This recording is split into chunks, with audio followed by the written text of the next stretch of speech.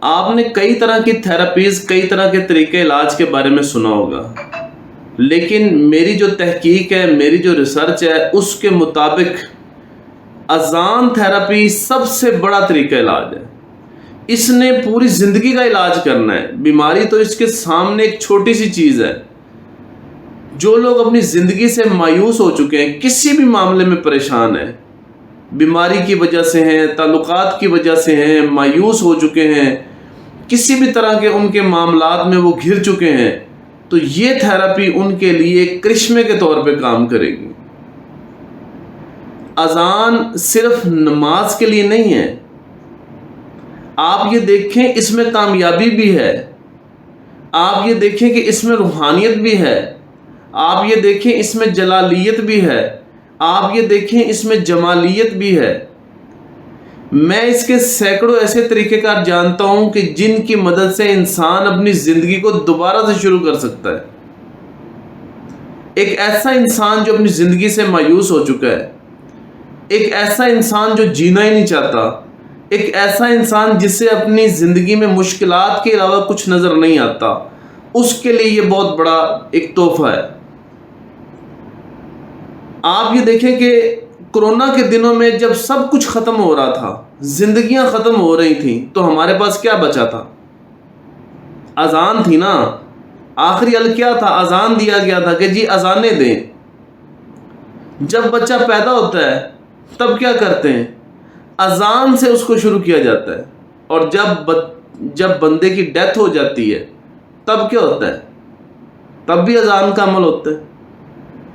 آپ یہ دیکھیں بارش نہیں ہو رہی تو آخری حل کیا ہوتا ہے؟ قحط بڑھ گیا ہے، رزق نہیں ہے، آخری حل کیا ہے؟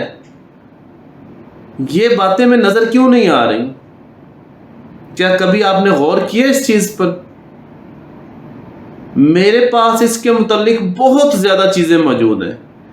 آپ کو پتہ ہے کہ اذان کے اندر جو الفاظ ہیں، مقدس الفاظ ہیں، ان کے بھی مراقبے ہوتے ہیں۔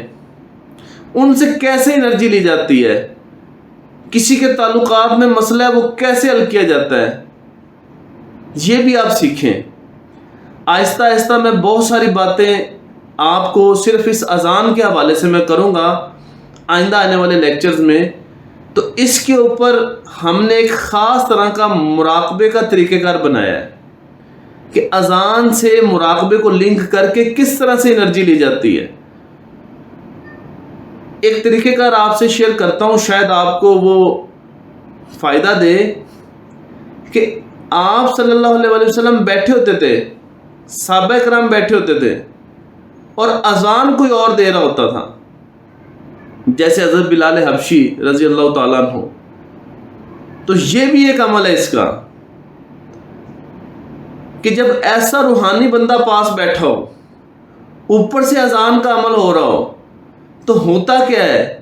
اس روحانی بندے کا فیض جو ہے اس اذان کی برکت سے اور روحانی بندے کے فیض سے وہ تمام چیز سامنے والوں میں ٹرانسفر ہو جاتی ہے۔ اذان ہی وہ عمل ہے جس کے متعلق ہمیں بتایا جاتا ہے کہ جب اذان ہو رہی ہے تو سب کام چھوڑ کے خاموشی سے اذان سنیں۔ اذان کی روحانیت پہ اگر میں بات کروں تو وقت بہت لگ جائے گا۔ مختصر وقت میں صرف یہی کہتا ہوں، یہ ایک ایسی تھراپی ہے جو آپ کا اپنا علاج کرے گی، زندگی کا علاج کرے گی، دکھوں کا علاج کرے گی، پریشانیوں کا علاج کرے گی۔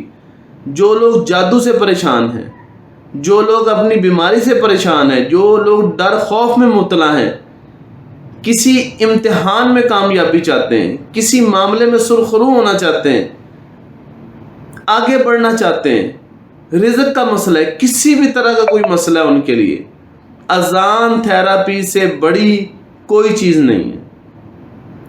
اس تھراپی کے ذریعے اپنے ان معاملات کو حل کر سکتے ہیں۔ قرآن پاک کا ہمیں بہت بڑا تحفہ ملا ہوا اللہ کی طرف سے، ہمیں سمجھ دیر سے آ رہی ہے، تو اس کو سیکھیں، اپنی زندگی میں لے کر آئیں۔ انشاءاللہ تعالی ہم یہ چیزیں سکھاتے بھی ہیں اور بتاتے بھی ہیں۔ آپ اذان کو سنا کریں، آپ اذان کے الفاظ کو دیکھا کریں، آپ توجہ سے یہ عمل کریں۔ اور ایک اور بات میں آپ کو یہاں کر دوں کہ اگر کوئی مایوس حال کوئی بندہ بیٹھا ہے، کوئی ایسا بندہ جو خودکشی کرنا چاہتا ہے، میں پاس آ کے بیٹھ جاتا ہوں، آپ اذان کو پلے کریں کسی بھی آواز میں اور وہ بندہ پوری سن لے، یقین جانے اس کی یہ سوچ ہی ختم ہو جائے گی کہ اس نے خودکشی کرنی ہے۔ مرے ہوئے کو زندہ کر دیتی ہے، یعنی جو انسان مایوسی کی وجہ سے مر جاتے ہیں وہ اس سے زندہ ہوتے ہیں، ان کے دل زندہ ہو جاتے ہیں، دلوں کو زندہ کرنے کے لیے یہ بنی ہے۔ روحانیت کی ابتدا اس سے ہوتی ہے، عبادت کی ابتدا اس سے ہوتی ہے۔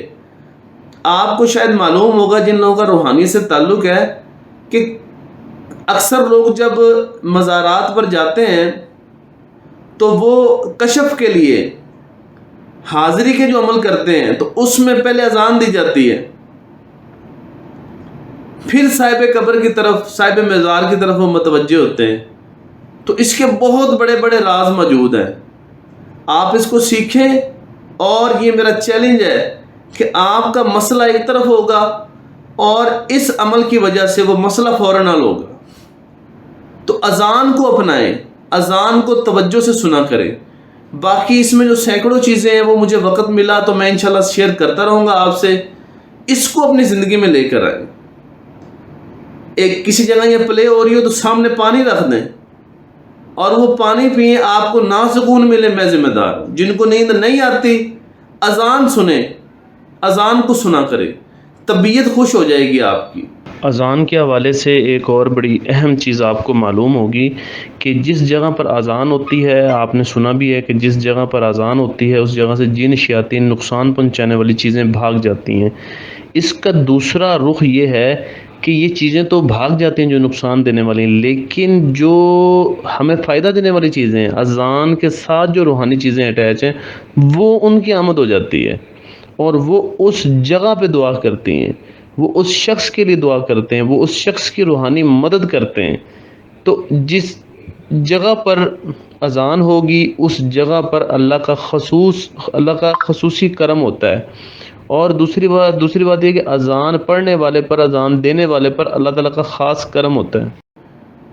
تو آپ پہلی فرصت میں یہ عمل کریں۔ اس میں کوئی بات نہ سمجھ آئی ہو تو مجھے بتائیے گا، انشاءاللہ میں گائیڈ کروں گا آپ کو۔ بہت شکریہ۔